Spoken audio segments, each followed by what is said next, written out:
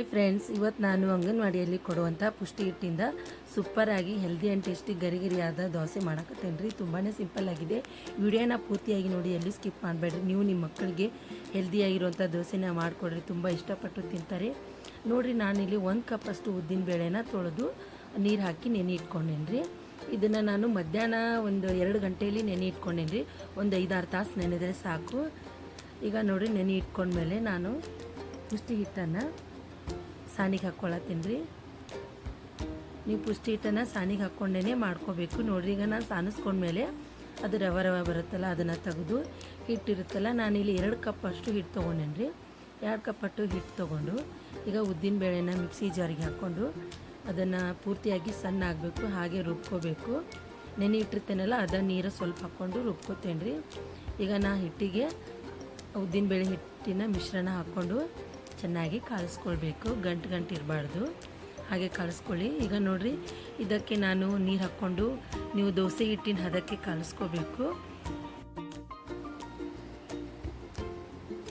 ಈಗ ಚೆನ್ನಾಗಿ ಮಿಕ್ಸ್ ಮಾಡ್ಕೊಂಡೇನ್ರಿ. ನೋಡಿರಿ, ದೋಸೆ ಹಿಟ್ಟಿನ ಹದಕ್ಕೆ ಆಗೈತಿ. ಈಗ ಇದನ್ನು ರಾತ್ರಿ ನೆನೆ ಇಟ್ಟು ನಾ ಬೆಳಗ್ಗೆನೆ ಒಂದು ಅರ್ಧ ಸ್ಪೂನಷ್ಟು ಸೋಡಾ ಪುಡಿ, 1 ಸ್ಪೂನಷ್ಟು ಮೈದಾ ಹಿಟ್ಟು ಹಾಕ್ಕೋತೀನಿ ರೀ. 1 ಸ್ಪೂನಷ್ಟು ಸಕ್ಕರೆ, ಬೇಕಾದ್ರೆ ನೀವು ಅರ್ಧ ಸ್ಪೂನ್ ಹಾಕ್ಕೊಳ್ಳಿ. ರುಚಿಗೆ ತಕ್ಕಷ್ಟು ಉಪ್ಪು ಹಾಕ್ಕೊಂಡು ಚೆನ್ನಾಗಿ ಮಿಕ್ಸ್ ಮಾಡ್ಕೊಳ್ಳಿ. ಈಗ ನಾನು ದೋಸೆ ಮಾಡೋಕ್ಕಿಂತ ಮುಂಚೆ ಚಟ್ನಿ ರೆಡಿ ಮಾಡ್ಕೋತೇನೆ ರೀ. ಮಿಕ್ಸಿ ಜಾರಿಗೆ ಕೊಬ್ಬರಿ ಹಾಕ್ಕೊಂಡೇನಿ ರೀ.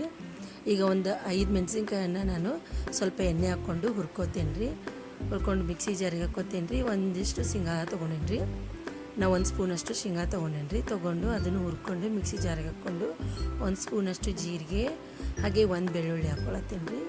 ಕೊತ್ತಂಬರಿ, ಹಾಗೆ ರುಚಿಗೆ ತಕ್ಕಷ್ಟು ಉಪ್ಪು ಹಾಕ್ಕೋಬೇಕು. ಸ್ವಲ್ಪ ನೀರು ಹಾಕ್ಕೊಂಡು ಚೆನ್ನಾಗಿ ಮಿಕ್ಸಿ ಮಾಡ್ಕೊಳ್ಳಿ.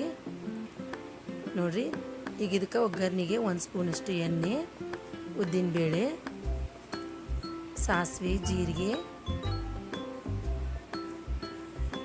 ಹಾಗೆ 1-2 ಒಣ ಮೆಣಸಿನ್ಕಾಯಿ ಹಾಕ್ಕೋತೇನೆ ರೀ.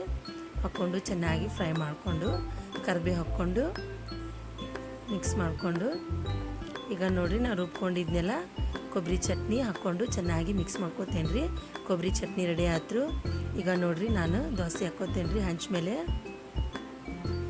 ಹಾಕ್ಕೊಂಡು ಚೆನ್ನಾಗಿ ಅದನ್ನು ರೌಂಡ್ ಮಾಡ್ಕೊಂಡು ಅದ್ರ ಮೇಲೆ 1 ಸ್ಪೂನಷ್ಟು ಎಣ್ಣೆ ಹಾಕ್ಕೊಂಡು ಅದನ್ನು ಹೊಳಿಸ್ಬಿಟ್ರೆ ನೋಡಿರಿ, ಅಂಗನವಾಡಿಯಲ್ಲಿ ಕೊಡುವಂಥ ಪುಷ್ಟಿ ಹಿಟ್ಟಿಂದ ಸೂಪರಾಗಿ ದೋಸೆ ರೆಡಿ ಆಯಿತು. ನೀವು ನಿಮ್ಮ ಮನೇಲಿ ಮಾಡ್ಕೊಂಡು ತಿನ್ನಿರಿ. ಹೇಗಾಗಿದೆ ಅಂತ ನನಗೆ ಕಾಮೆಂಟಲ್ಲಿ ತಿಳಿಸಿ. ತುಂಬಾ ರುಚಿ ಇರುತ್ತೆ. ಮಕ್ಕಳಿಗೆ ಮಾಡಿಕೊಡ್ರೆ ತುಂಬಾ ಇಷ್ಟಪಟ್ಟು ತಿಂತಾರೆ. ಹಾಗೆ ಈ ವಿಡಿಯೋ ಇಷ್ಟ ಆಗಿದ್ದಲ್ಲಿ ಪ್ಲೀಸ್ ನಮ್ಮ ಚಾನಲ್ಗೆ ಸಬ್ಸ್ಕ್ರೈಬ್ ಮಾಡಿ, ಸಪೋರ್ಟ್ ಮಾಡಿ.